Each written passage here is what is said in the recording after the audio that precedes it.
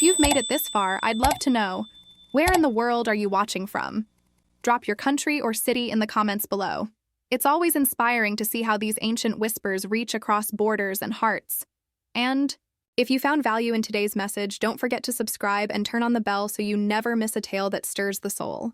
Your support helps keep these timeless truths alive. Thank you for being part of this growing tribe of wisdom seekers. They say a true friend is like a shelter in the storm.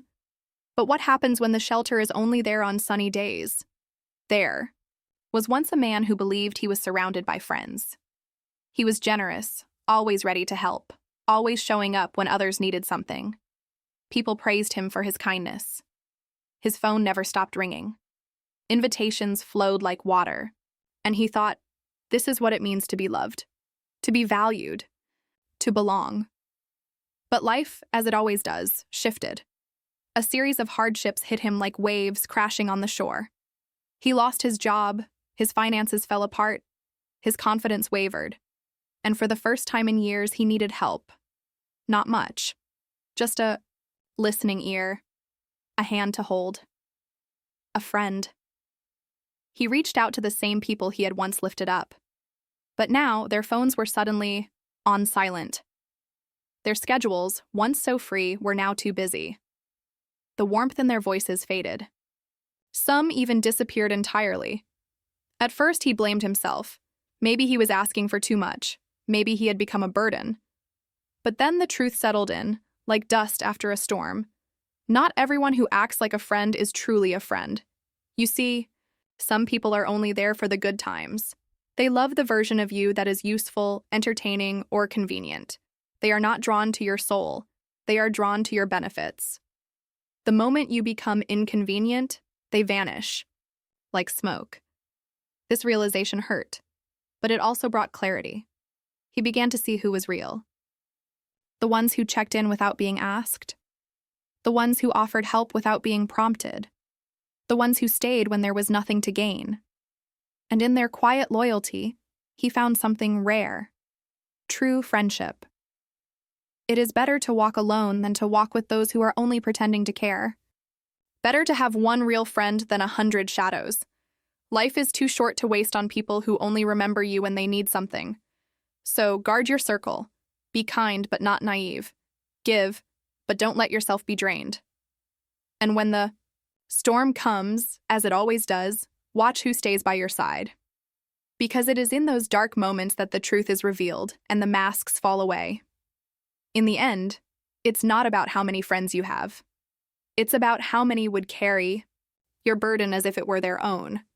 After the masks fell off and the false friends faded into silence, something unexpected happened. He started paying attention, not just to who disappeared, but to who stayed. And more importantly, he began noticing a pattern he had ignored for years, those who always had something to say about others, the ones who smiled in front of someone only to tear them down the moment they left the room. You know the type. Always whispering behind closed doors, always warning you about others in the name of honesty. At first, it seems harmless, even helpful. But the truth is, if someone talks about others behind their back to you, they will talk about you behind your back to others. It's not just gossip, it's poison. And he realized he'd been surrounded by it. He remembered the lunch breaks, where conversations turned into character assassinations, the group chats full of judgment and laughter at someone else's pain. He remembered thinking, they would never say that about me. But now, looking back, he knew better. People like that aren't loyal. They're opportunists. They feed on drama. They use information as currency, trading secrets for attention, loyalty for leverage. And the scariest part? They blend in. They seem like friends, but their loyalty is conditional, and their tongues are double-edged swords. Once, he confided in someone he thought he could trust. It was a low point in his life. He opened up about his struggles, his fears, things he had never told anyone. A week later, his pain was floating around in whispers, not because he did something wrong, but because someone used his vulnerability as entertainment. That betrayal cut deeper than silence. Silence from fair-weather friends is one thing. But this was betrayal dressed as closeness. And yet, this pain taught him something crucial. Real friends don't talk about people. They talk to them. Real friends protect your name when you're not in the room. They guard your secrets like sacred ground. They never use your weakness to gain strength. So now he listens more closely, not just to what people say, but how they say it, who they speak about, and why. He doesn't just watch how people treat him, he watches how they treat everyone. Because how someone treats those they don't need reveals everything about who they truly are. Trust isn't built through shared laughter. It's built in quiet moments, in integrity when no one is watching, in loyalty when gossip is easy.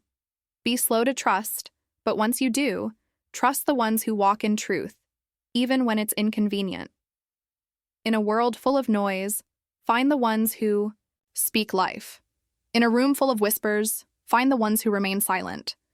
Because those are the people who are rare, and they're worth holding on to. After the silence and the betrayal, you'd think he would have hardened.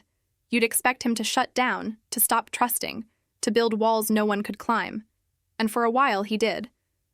But there was something deeper going on, something he hadn't fully faced yet. It wasn't just that others had disappointed him. It was that he had disappointed himself.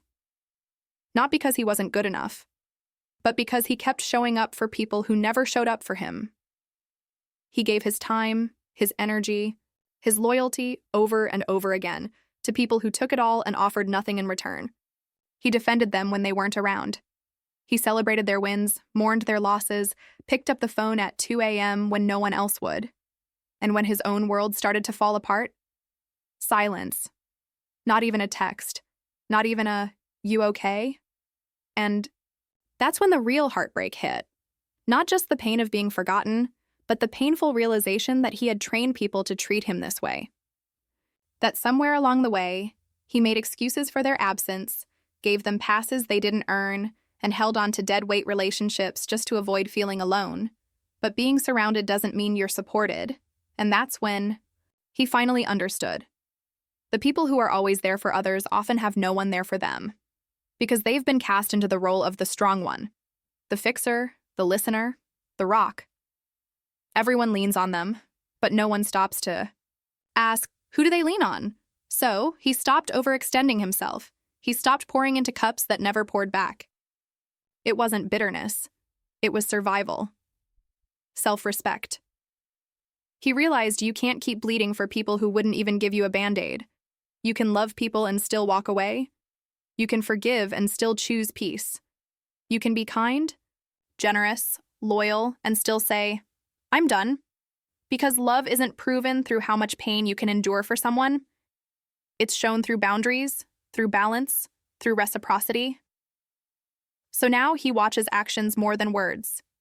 He no longer gets impressed by apologies or sweet promises. He looks for consistency, not charm. For effort, not excuses. And when people ask, why are you so guarded now? He just smiles, because they weren't there when his kindness was taken for weakness. They didn't see the nights he sat alone, replaying moments, wondering what he did wrong when all he did was care too much. But now he's done shrinking to fit into spaces that never saw his worth. He's done dimming his light for people who never wanted to see it in the first place. And most of all, he's done being available to those who only remember him when they need something. He thought walking away would bring peace, and for a moment, it did. But healing isn't a straight line. It's messy. It's full of flashbacks, second-guessing, and silent nights where the past comes knocking when you least expect it. He had left behind the people who drained him, the ones who only knew his name when they needed something. But now, in the stillness, the real enemy showed up, not outside but within, his own thoughts. Was I too harsh? Maybe I expected too much. Maybe I should have stayed. This is the trap of the kind-hearted. Even when they're mistreated, they still carry the guilt. And this guilt, it doesn't speak in loud, obvious ways. No, it whispers. It creeps in while you're sipping coffee. It tugs at you during a quiet walk. It visits when you're lying in bed at night, trying to convince yourself that doing what's best for your soul somehow makes you selfish. But here's what he came to understand. Just because you feel bad doesn't mean you did something wrong. He wasn't cruel. He didn't retaliate. He didn't seek revenge. All he did was remove himself from people and situations that made him feel invisible. And that's not heartless. That's self-preservation. But society doesn't always see it that way. People will call you changed when you finally stop letting them take advantage. They'll call you cold when you start setting boundaries. They'll say, "You used to be so sweet," as if kindness is supposed to come with a lack of self-respect. But he had grown. Not into a version that was hard or bitter, but into someone who finally realized his worth isn't up for negotiation. He stopped chasing closure, stopped waiting for apologies, stopped hoping the people who hurt him would somehow realize the damage they did. Because some people sleep just fine after breaking your heart. Some people forget your kindness as soon as you're no longer useful to them. So, he let go of the fantasy, the idea that one day they'd come back and make it right. Some stories don't get clean endings. Some relationships don't deserve a reunion. And maybe the lesson wasn't in reconciliation. Maybe the lesson was in release. The day he stopped needing closure was the day he got it. Not because someone finally said, "I'm sorry," but because he said it to himself. "I'm sorry for letting it go on this long. I'm sorry for ignoring the red flags. I'm sorry for putting them before me." And that was enough. He doesn't carry anger. He doesn't wish them harm. He simply refuses to carry what was never his to hold. Peace doesn't always come from fixing things. Sometimes it comes from finally walking away and not looking back. Letting go brought peace. But peace doesn't mean silence. Because the more he healed, the more he noticed how loud the world still was. Not outside, inside. That inner voice, the one that had been programmed for years to seek validation, still whispered lies.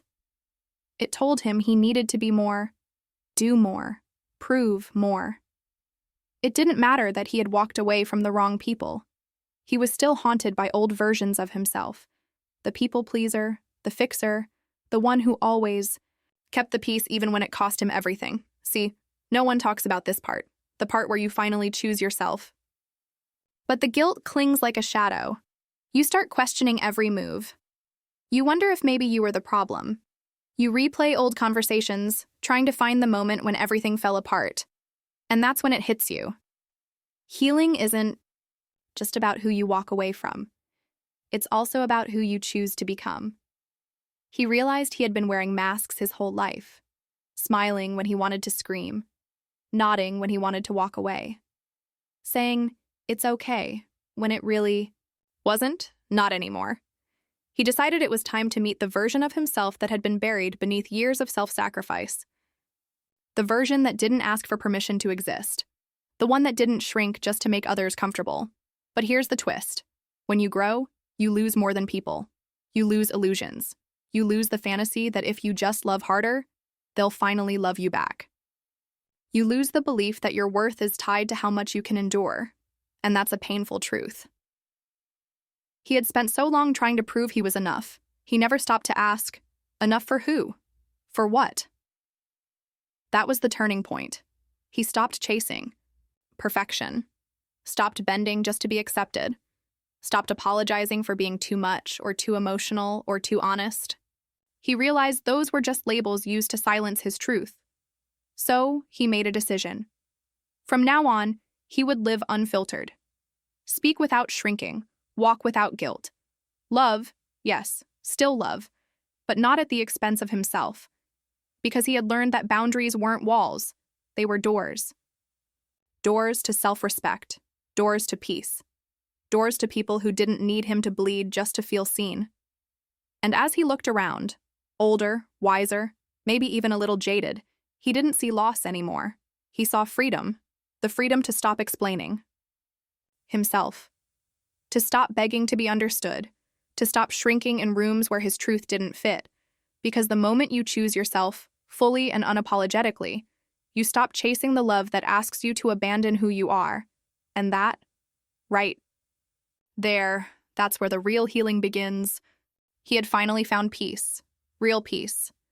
Not the kind that comes from silence, but the kind that comes from alignment, from knowing who you are, what you deserve, and what you will never tolerate again. But just when he thought the storm had passed, life reminded him of one final test. It came softly, as it always does. not as chaos, but as familiarity. A voice from the past reached out. Someone he used to break himself to please. Someone who had watched him drown and never offered a hand.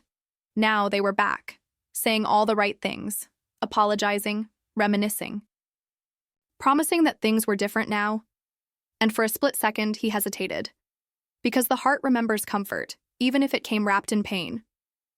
Because healing doesn't erase memory, it only teaches you how to navigate it.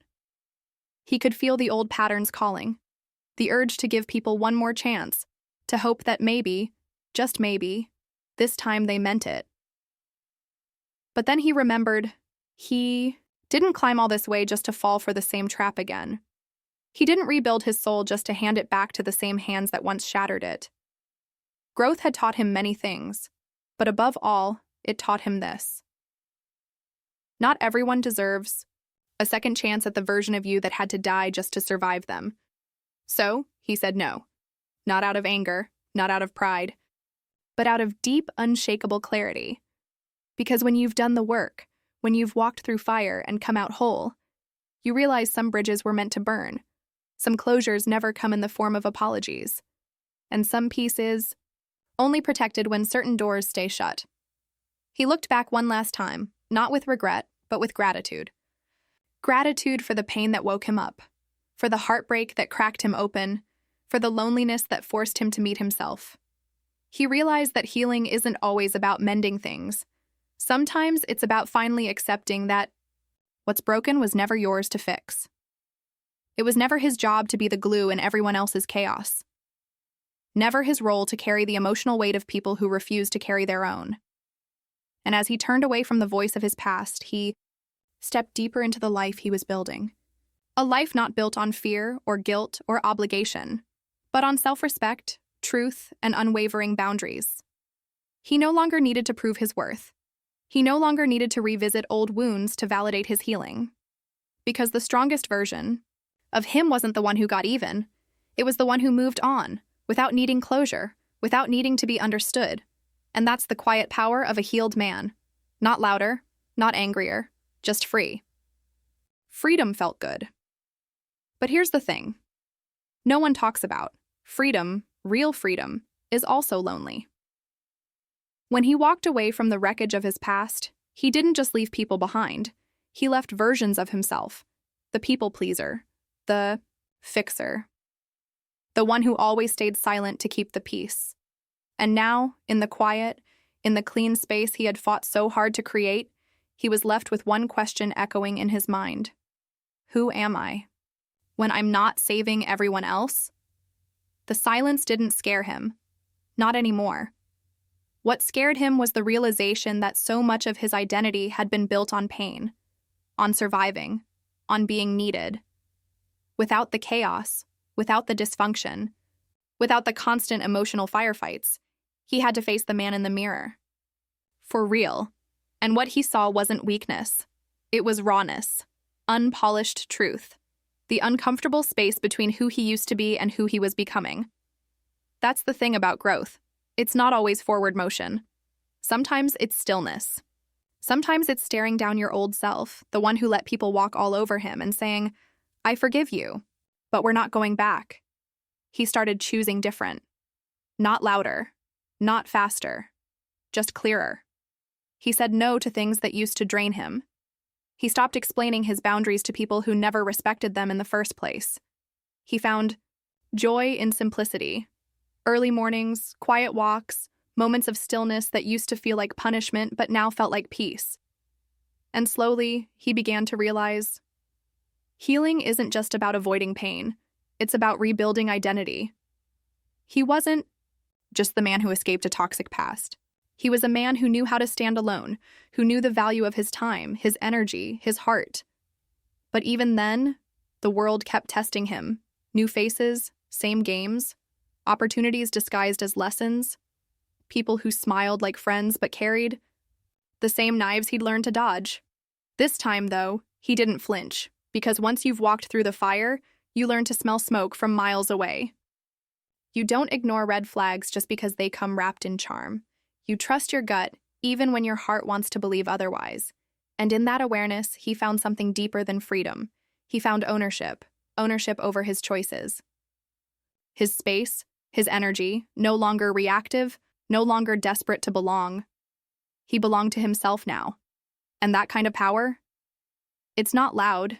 It's not flashy. It's quiet. It's sacred. It's unshakable.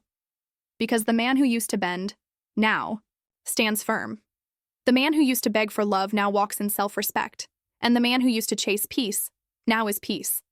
Peace, real peace, isn't the absence of conflict, it's the presence of clarity. And clarity, once earned, changes everything. He had learned to stand alone. He had found comfort in solitude. But there's something people don't tell you. About peace, it makes you highly sensitive to anything that threatens it. One careless word, one manipulative glance, one subtle attempt to cross a boundary. He could feel it now like a shift in the wind. It wasn't paranoia. It was pattern recognition. Because once you've lived in the storm, you recognize the clouds long before they gather. So when people came back around, the ones who used to drain him, the ones who only reached out when they needed something, he didn't rage. He didn't explain. He didn't argue. He simply observed. Because when you're grounded in truth, you don't need to convince anyone of anything. You let their actions speak, and you listen. He saw through the performance, the forced laughs, the fake concern, the sudden interest in his life after years of silence. They thought they still had access. They didn't. See, people get real uncomfortable when the version of you they used to manipulate no longer exists, when their guilt trips expire, when their passive aggression hits a wall of calm detachment. He wasn't angry. He was just done. And being done doesn't always come with fireworks. Sometimes it's just a quiet shift, like a door closing. Gently but firmly. Not with hate, but with finality. He didn't need closure. He created it. He didn't wait for apologies. He outgrew the need for them. Because the truth is, some people will never understand the damage they caused. Not because they're evil, but because it requires a level of self-awareness they don't possess. And that's not your burden to fix. That's theirs to carry. So he moved differently. Not bitter. Just wiser. Not guarded. Just selective. His circle got smaller, but his peace got deeper. He stopped chasing connections that felt forced. He stopped over-explaining to people committed to misunderstanding him. And most importantly, he stopped betraying himself just to keep others comfortable. This was a new chapter, one where his self-worth wasn't up for debate, one where his intuition wasn't ignored, one where silence wasn't awkward. It was sacred. He no longer feared losing people. He feared losing himself trying to keep them. And with every no he spoke, with every boundary he held, with every time he chose peace over performance, he reclaimed another piece of himself. Because healing isn't just letting go of the pain. It's letting go of the patterns, the people, the parts of you that were never truly you. This wasn't revenge. This was redemption. The quiet kind. The powerful kind. The kind that doesn't seek applause. Just alignment. And now, he didn't just walk in peace.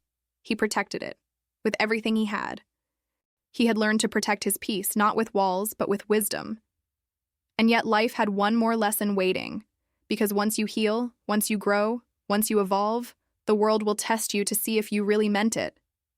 It came subtly at first, old temptations wrapped in new disguises, people who spoke in softer tones but carried the same sharp intentions, opportunities that glittered like gold but cost him his soul.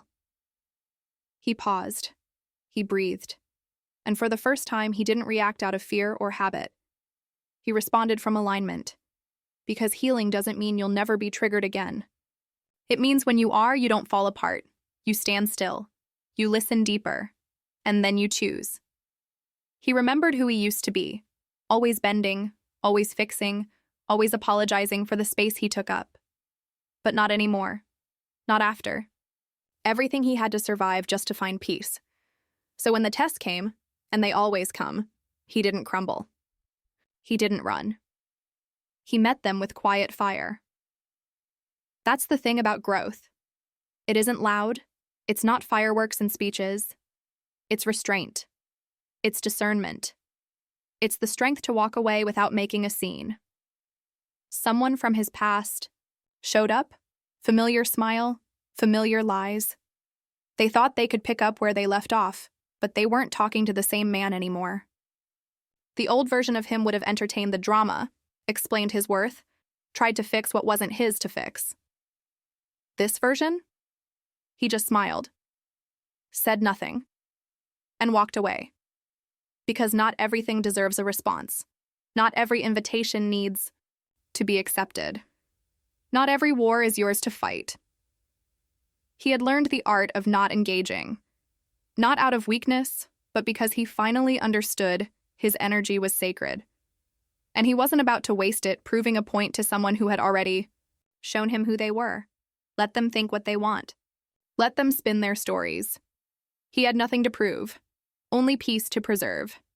That's what real growth looks like. Not revenge, not proving people wrong, just walking so firmly in your truth that lies bounce off you like rain on stone. He no longer feared being misunderstood. He feared betraying the man he fought so hard to become, so he let the past knock. And he left it at the door. Because some chapters don't deserve to be reopened. Some people don't belong in your healed space. And some battles are best won with silence. This was his power now. Not control over others, but control over himself. And that, he realized, was the kind of peace no one could take from him. In the quiet that followed, he found something unexpected. Not just peace, not just strength, but clarity.